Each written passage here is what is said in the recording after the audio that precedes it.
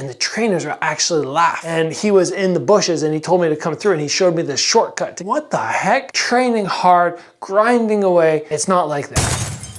Gabriel, you are wrong. In this video, I just want to make things clear. Gabriel made a video about the truth of training in Thailand. And he's giving there his perspective from an experience of being in 4 different gyms in Thailand. I don't know how long he stayed there. For 10 weeks. And now I want to give you another perspective on things about training in Thailand from someone who lives there since 2021. And I'm training myself Muay Thai for exactly 1 year now.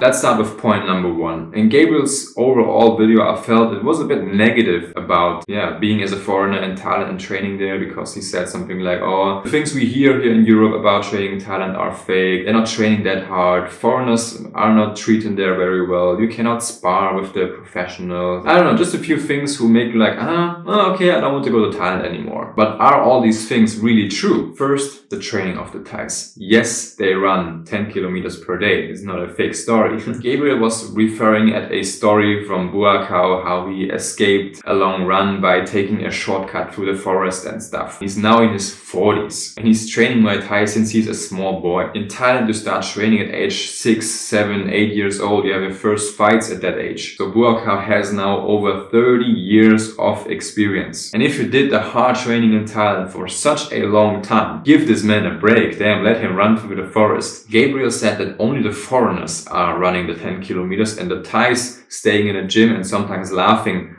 at the foreigners because they are running. My experience shows the exact opposite. I was training in a very traditional gym, far away from the city in a small village. I was the only foreigner there. And the Thais would run 2 times a day, after waking up in the morning about 5 or 6 a.m. and before the evening session on 5 p.m. They would run around the whole village and they always had a timer with them and they had to reach the gym in a specific time. So it's not about just jogging a little bit. They had to speed up. And I was the foreigner who was only running 1 time a day on the evening. I couldn't handle 2 runs. If I would run 2 times a day, I had to take another day off because my legs are hurting so bad and my hips are so stiff. Thais are phenomenal. They are born with this. They don't even stretch before the running. They are so loose and flexible and it's very inspiring. If I have a gym who is serious in building fighters, they all run. If you are in a gym who is just having fun with some tourists, but they would run also around the ring for warming up for about 10-15 minutes. And after that you have skipping the ropes. And I understand why it's so important to keep running. When I had an injury on my shin from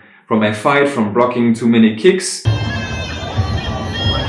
it was hurting so bad, it was blue, it was getting thick, I could not sleep, I had a lot of pain. My trainer was texting me, come to the gym and run. I said, coach, you saw my shin, how? Come to the gym and run, he said. If you cannot run fast, run slowly, but you have to run to get the blood flow in your body, to heal the injury faster. Absolutely the opposite thing what I think about running with a demolished shin. Our mentality in Europe is, if you have an injury, lay down and take 2 weeks off. So that's a whole different world. Training Muay Thai in Thailand can be very hard, but it's also very fulfilling. It gives you a purpose, you will get more in shape, you will strengthen your mind. And after my first session, just to try out the national sport, just to do it 1 time like it's sightseeing, I couldn't stop. I never stopped after my first training session. I started training 2 times a day. I started running every day. I started having my first fights. I was a guy for 26 years who never did any sort of martial art, who was training nothing. I was playing football in my teenage years, but had an on and off relationship with that. But as I started a martial art,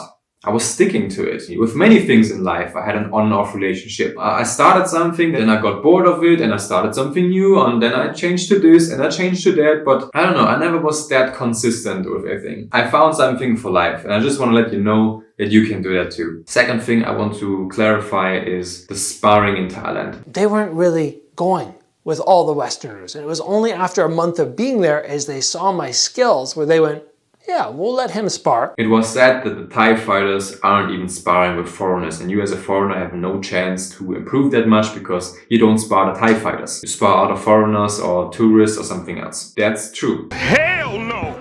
Oh, hell no! What I like about Thailand is that sparring is a fundamental thing in every class. In every gym I've been, you have a sparring at the end of the session. And you are likely to get an opponent who has similar height and who is similar weight than you. And if you are a tall guy like I am and you want to spar a 50 kilo Thai fighter, that's not gonna happen. For what? So we as foreigners are most likely to train with other foreigners. And the Thai fighters are training with the Thai fighters. That's totally fine. And in my remote gym, far away from the city, in the village, I spar sometimes my teacher, also my coach. I did that in the first gym I ever visited. The coach was sparring me on my first session and was sweeping me around in the ring.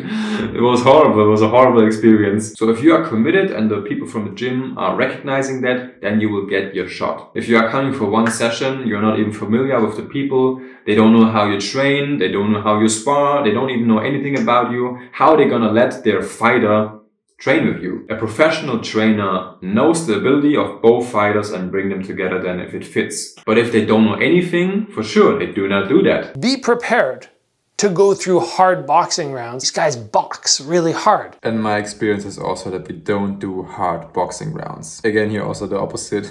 We didn't do much boxing. We focused more on the kicks, on the knees, on the clinch especially, a lot on the clinch. And that's also what you can see on the big fights. There's really mediocre boxing. Go there by yourself and make your own experience. Don't believe anyone here on the internet. And if you are thinking about going to Thailand to train Muay Thai, then you have to watch this video to see my full training progress of almost 1 year training Muay Thai in Thailand. So you will exactly know what you can expect from your trip. And I will also link in the description 2 videos of Gabriel, his video about training in Thailand and also a tutorial for getting better high kicks to get your kicks ready. See you in the next video.